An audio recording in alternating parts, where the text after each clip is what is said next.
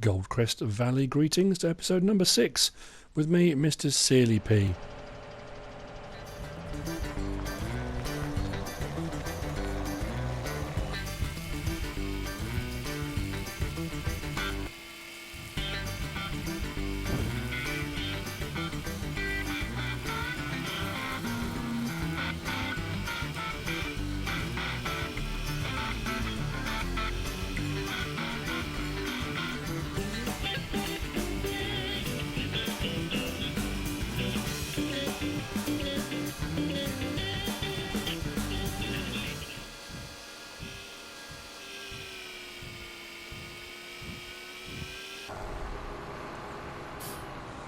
So we are at the Stanton Sawmill. I finally got a full load of wood chips. Not finally, it didn't take as long as I thought it would at all.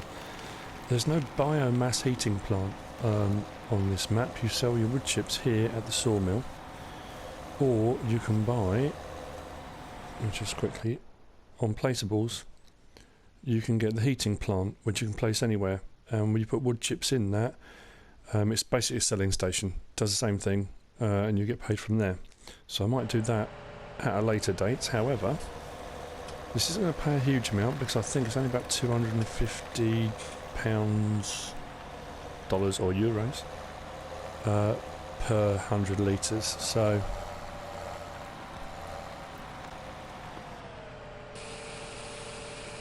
but it is money, so I'm not knocking it. We're looking at about 10,000, I think it would work out at.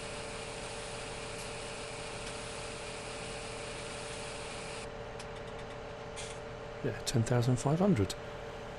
That's not bad at all. Oh, I do like that Justin trailer, that's cool. Okay, first load done. Go back and do some more. I know it sounds weird, I'm actually enjoying doing the wood chipping. Yeah, it's good fun.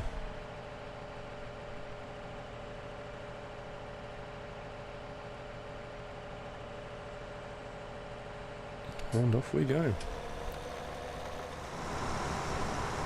While I was over by the Stanton Sawmill, this field was in dire need of harvesting. So I thought I'd take on a contracting job.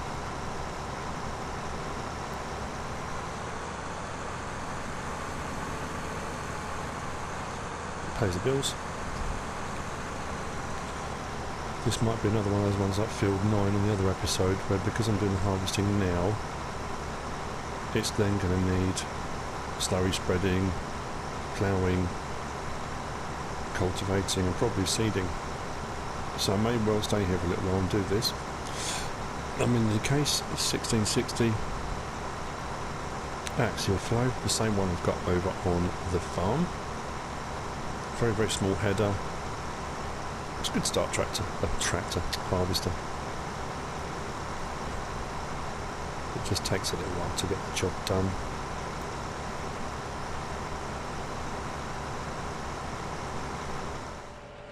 Okay, so after my last selling of wood chips, I decided, rather than going all the way over to the sawmill every single time, that I would purchase this. It's in the placeables. And it is the Heizomat heating plant, and you can place it anywhere you want. So I've put it at the farm, so it's pretty much central. Any wood chips you get, you can tip into there and you get paid straight away, which is actually pretty good.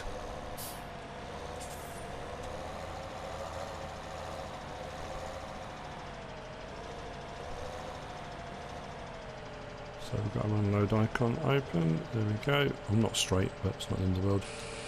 And start to unload. And then you see the money going up. Happy days. Now, you don't get anywhere near as much for wood chips.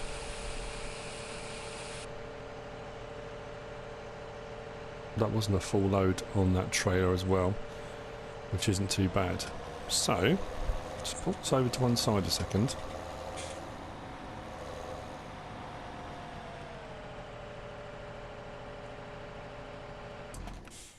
And jump out. Go to the case. Now I've got the wood chipper we bought. Here's the interesting thing.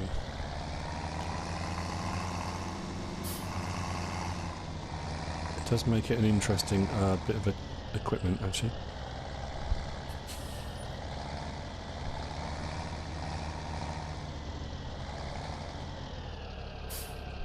So, just pop that there.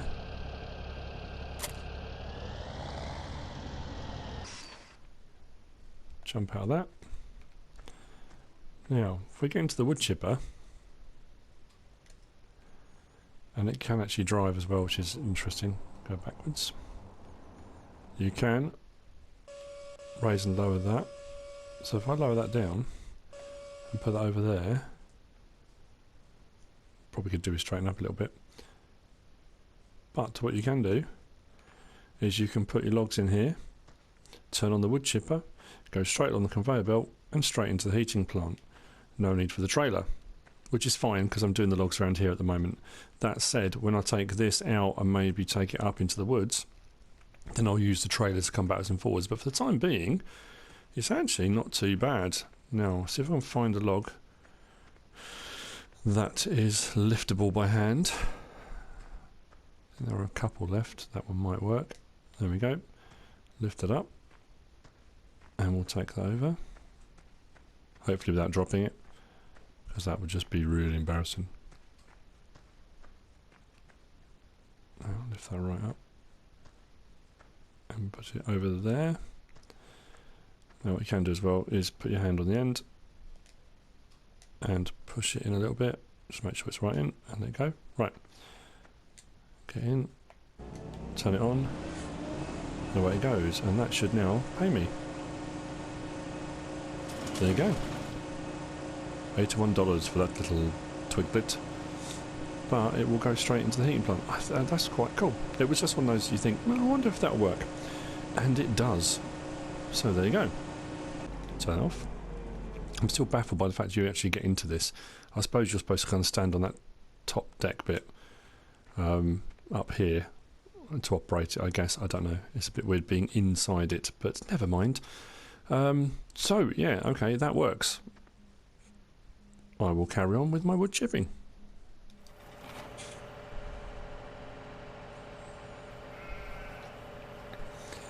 So, I managed to work it out. On here for the sheet where it says cleanliness, 72%. And it says that they require a clean feeding area. When I came and had a look, hang on, there's grass all over the floor here, because obviously when they eat, they are mucky creatures, and they're flicking food all over the place. Yes, you. Yeah, you can bleat at me if you like. How hungry though. So I went over to the shop, and I've got the bucket for the front loader. Turn it on.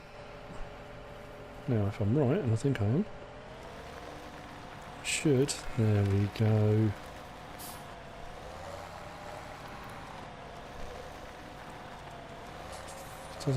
It's not actually a lot on the floor, in all honesty.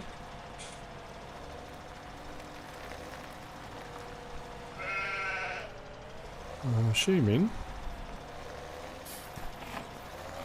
that you just tip it back in here.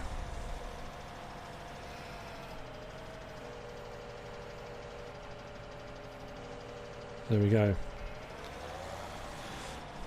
So, if I check this again, cleanliness is still saying 72%. Maybe that just needs to refresh. Refresh. So I'll check on it again in a little while, but it did work. It did scoop all the grass up off the floor, so I'm assuming that's what it was. They still have water, they still have feed. There are 20 of them. I do want to buy more, and we'll carry on. But anyway, that's one problem solved, one dilemma. Back to the yard.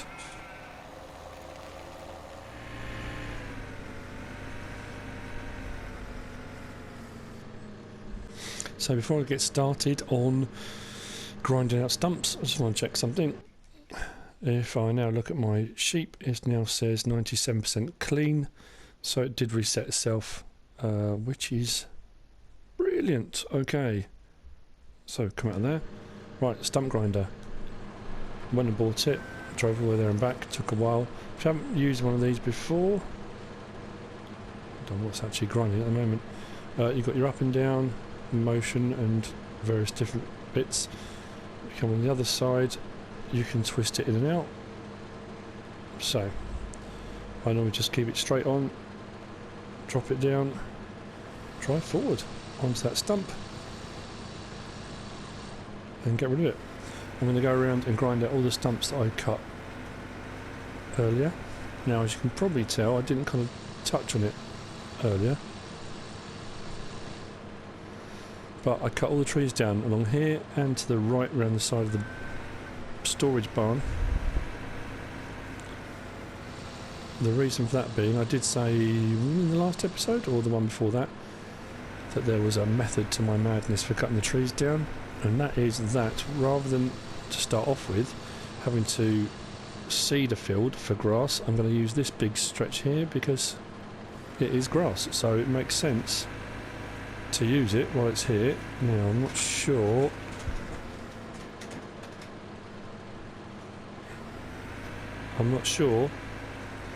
I've left any more stumps in. I'll try and make sure I get all of them, because otherwise if you hit a stump with a mower, it's going to make a mess. I always find it's a bit easier to come up. There we go, there's one.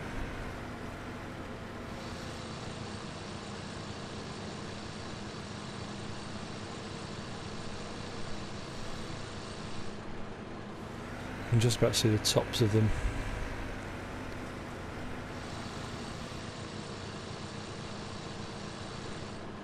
Should redo them as you go along, that way you don't miss any. So I can't remember how many trees I've cut down now, quite a few.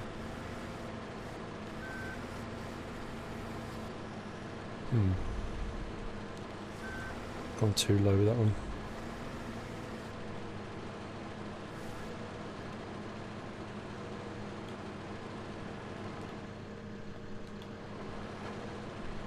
Okay, now I've got a problem. This one doesn't want to grind out.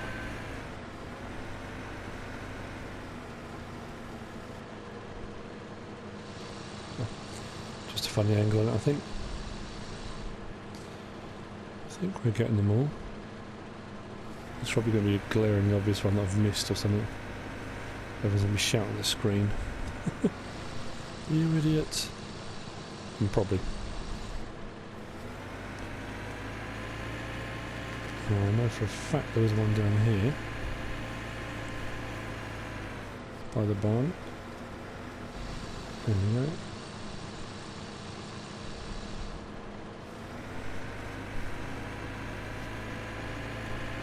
And some more up here. I'm really enjoying this. No, it's not bobcat. Kind of bobcat. The JCB. It's funny how some of these require you to be at a certain angle. Yeah, the tracked one is brilliant. I really do like this. It seems a lot more stable than the wheeled version. There we go.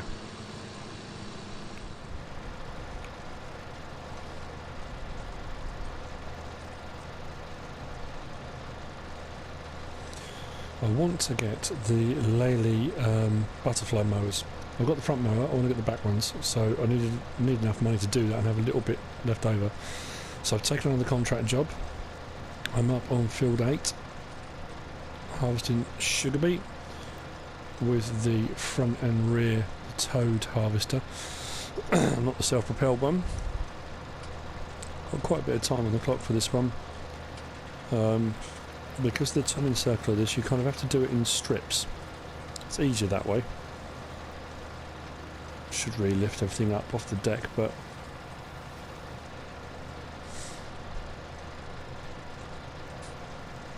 never mind. I'm in the Lamborghini. I think it's the Lamborghini, I'm sure it was. Yes.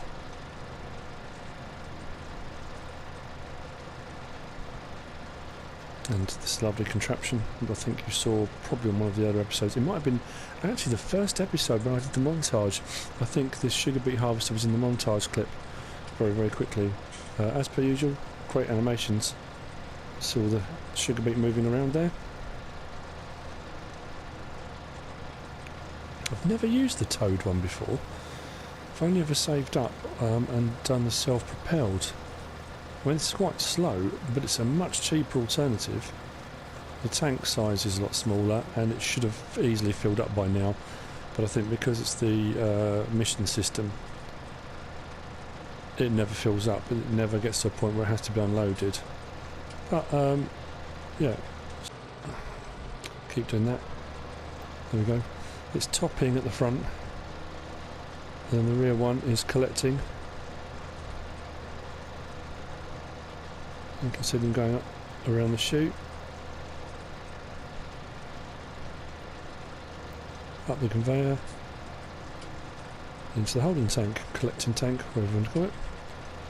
I'm so busy talking, I've missed some. Not in the world. It normally gives you a bit of leeway on each of these. Anyway, I think it offered me 14,000. I think it offered me for this job.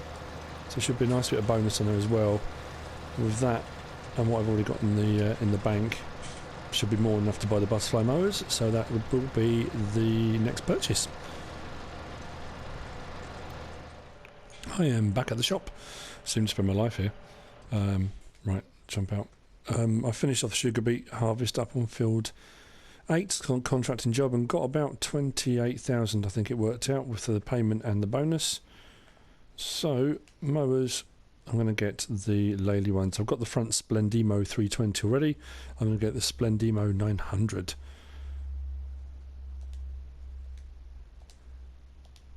Bye. Yes, please. And there they are. Right.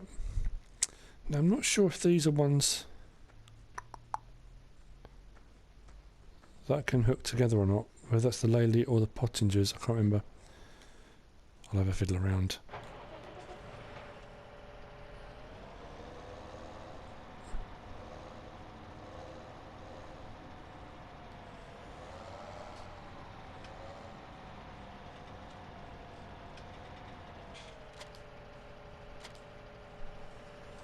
There we go.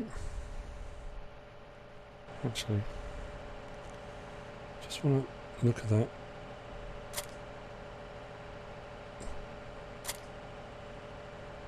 The way everything links up and hooks up, it's a lot smoother, so much smoother than on the previous version. Right, let's get this back.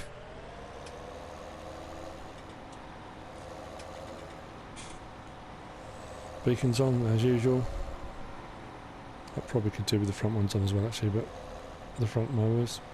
Okay. It's a big old unit, 9 metres across when it's done. God, this feels heavy. The front's wandering a little bit.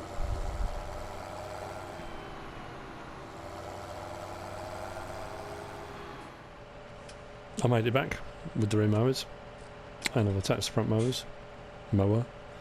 I'm not going to spend ages doing this, just a quick demo. Front mower, I should have folded that back up. So that's folded, that's unfolded and lowered, and if you look just in there, it's now turned on. Switch to the back mowers. So we will unfold the butterfly mowers.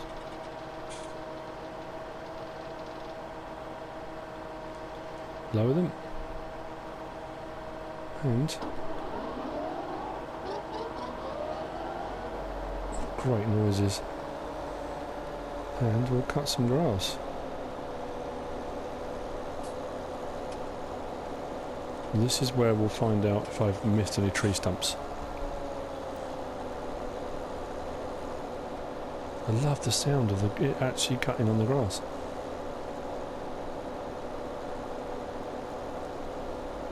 And each of those must have an auger in it because it's centralising the straw swath.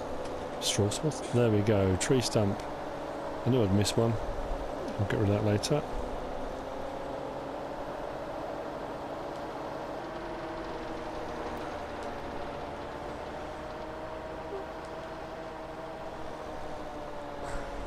Let's turn it off as well.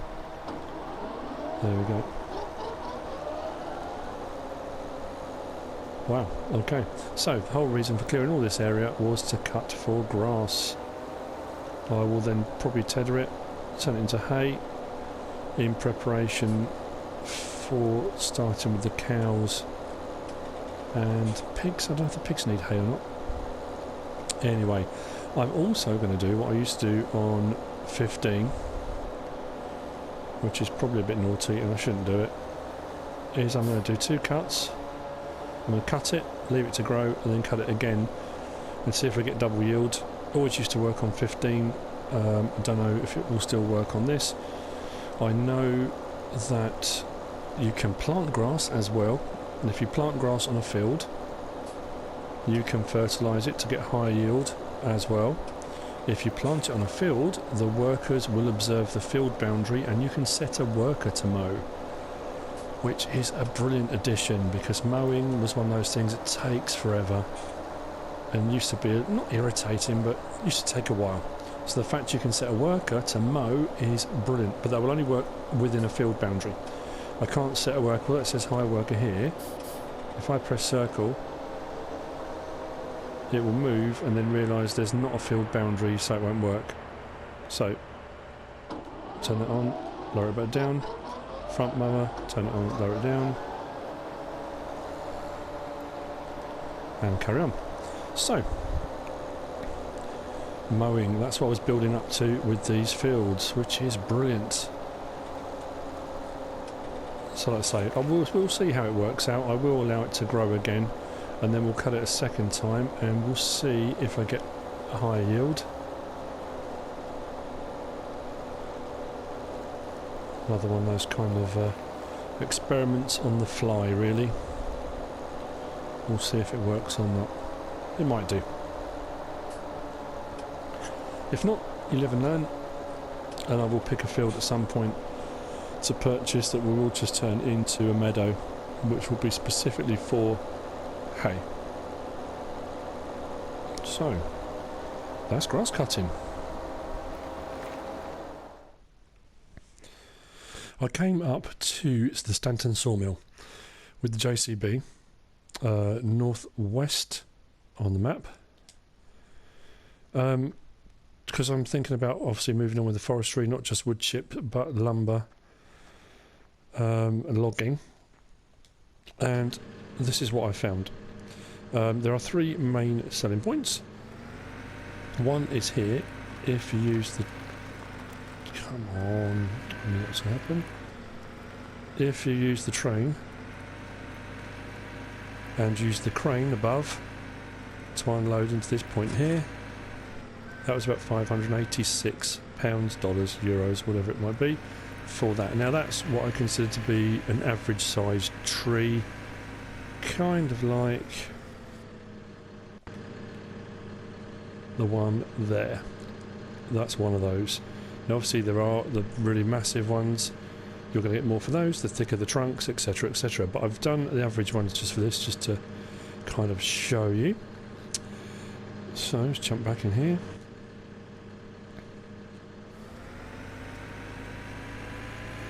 Obviously we sold wood chips there already, that's where you sell your wood chips. If you come around to the other side, so you see for an average sized tree, 586 I think it was pounds. Prices for timber, lumber are a lot lower than they were on 15. Second selling point for timber is here, lumber, logs. So same size tree.